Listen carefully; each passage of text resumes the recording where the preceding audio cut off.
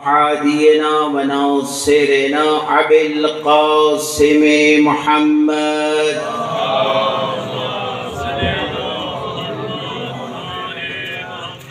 وأهل بيته الطيبين الطاهرين المعصومين المنتخبين المنتجبين. أما بعد فقد قال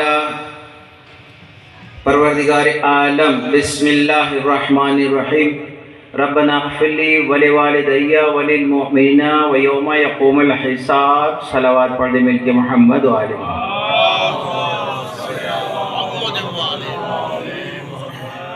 ہم اس غم میں برابر کے شریک ہیں اور بابا اقرار حسین شاہ صاحب کی صحت و سلامتی کے لیے دعا گو بھی ہیں، اور ہم اس لیے جمع ہوئے ہیں کہ یہ ذکر محمد و آل محمد کر کے ہم اپنے جو میتیں ہوتی ہیں ان کو بخشوایا جائے، مغفرت کی جائے، بخشش کی جائے.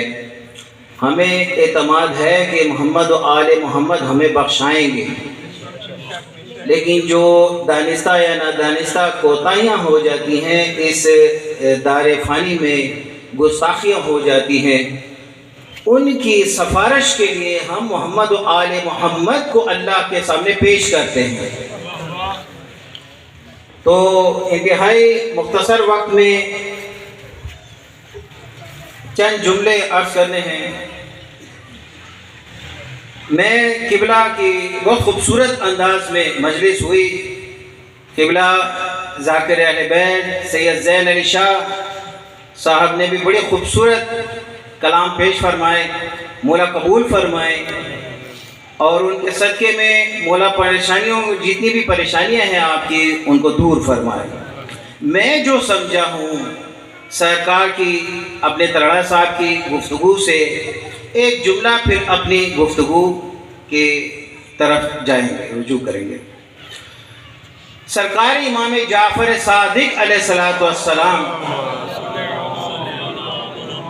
وہ لوگ کہتے ہیں نا کہ رسول کے بعد کون، تو رسول نے خود فرمایا اولنا محمد و اوسطنا محمد و آخرنا محمد و کلنا محمد. سرکار نے خود فرما دیا کہ میرا پہلا بھی محمد ہے، میرا درمیان والا بھی محمد ہے، میرا آخری بھی محمد ہے، اور ہم سب کے سب محمد ہیں.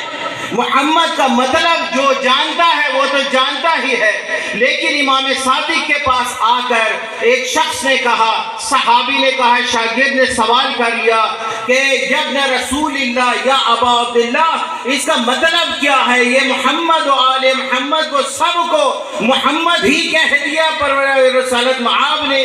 تو مولا نے کچھ ایسی ویسی باتیں نہیں کی تفصیل سے، کہا وہ سامنے قرآن مجید پڑا ہوا ہے، وہ لاؤ. وہ لایا اور کہا کہ اسے کھولو.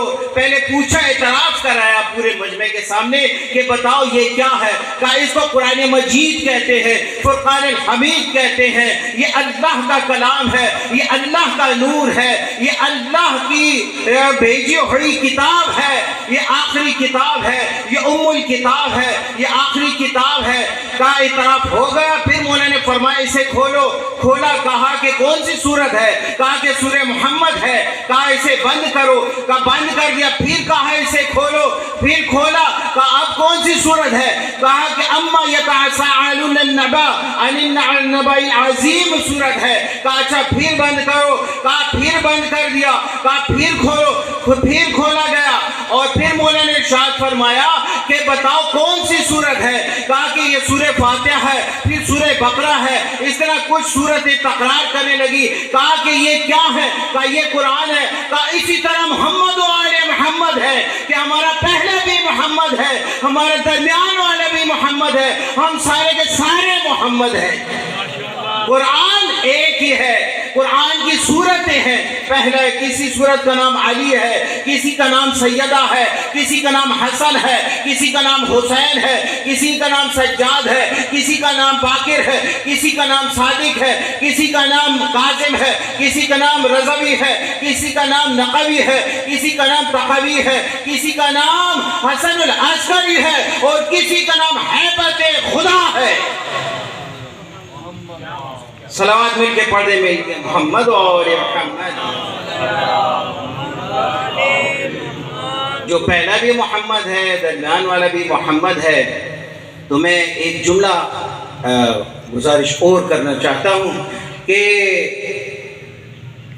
کہتے ہیں کہ علی کا ذکر کیوں کرتے رہتے ہیں؟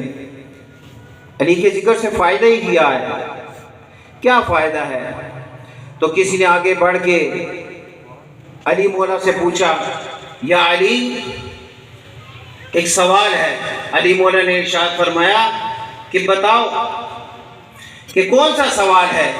کا سوال یہ ہے کہ آپ کو اپنا کون سا لقب اچھا لگتا ہے؟ تو مولا نے برجستہ ارشاد فرمایا مجھے ابو تراب اچھا لگتا ہے. مولا نے جب کہا ابو تراب اچھا لگتا ہے تو سائل آگے بڑھ کے کہتا ہے کہ یا علی، رسول خدا نے فرمایا کہ لحمک لحمی دمک دمی اسمک اسمی کلامک کلامی بختک بختی. یعنی اے علی تو میرا خون ہے، میں تیرا خون ہوں. تو میرا جسم ہے، میں تیرا جسم ہوں. تیرا خون میرا خون، تیری نصرت میری نصرت، تیرے صلح میری صلح، تیرے سے جنگ مجھ سے جنگ. یہ کہہ دیا جب تو کہا کہ اللہ رسول نے اتنے بڑے القابات دیے ہیں، اور اللہ نے آپ کو نفس اللہ کہا ہے، انف اللہ کہا ہے، جنب اللہ کہا ہے، اتنے بڑے القابات دیے ہیں اللہ نے. تو مولا امیر کائنات نے ارشاد فرمایا کہ وہ میری بلندی ظاہر کرتے ہیں، یہ میری عاجزی بیان کرتا ہے.